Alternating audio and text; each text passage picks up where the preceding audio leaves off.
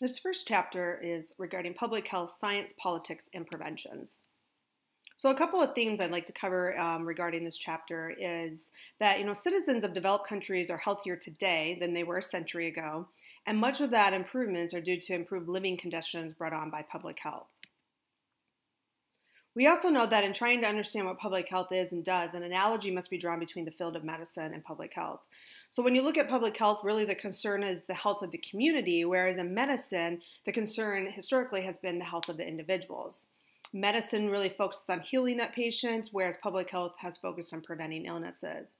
We are starting to see where the public health and the medical field are starting to align, recognizing that there are techniques and opportunities to help increase the health of the individual by doing some community-wide strategies that we want to prevent a number of those illnesses from even walking into the door of the medical provider.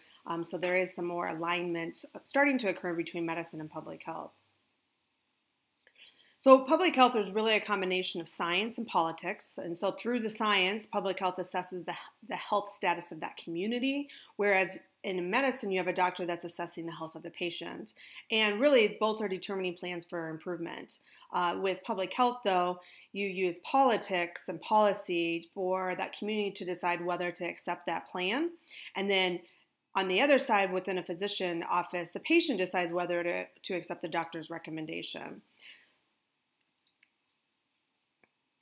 There are a number of different sciences of public health, which we'll cover throughout this class, but you also have further detailed instruction on this going forward. But epidemiology, statistics, biomedical sciences, environmental health sciences, and social and behavioral sciences all make up the field of public health. The study of the medical care system, as well as the management of the public health system, is really often referred to as health policy or management, or even just health administration.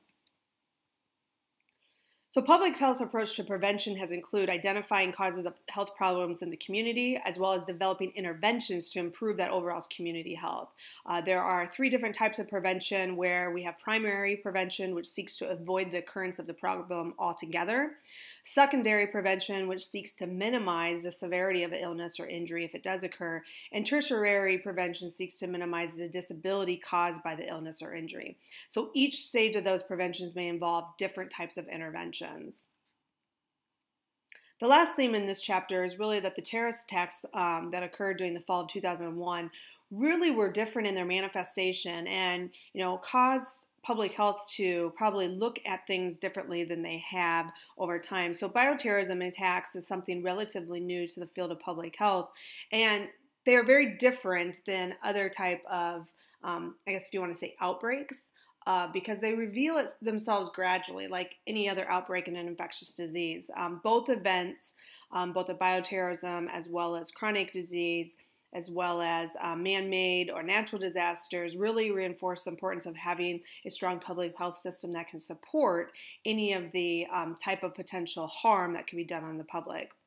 So this was just a quick overview, 6 different themes I wanted to address that are covered in the first chapter of the course, and please take a look at the other PowerPoint presentation that also coincides with the textbook reading as well.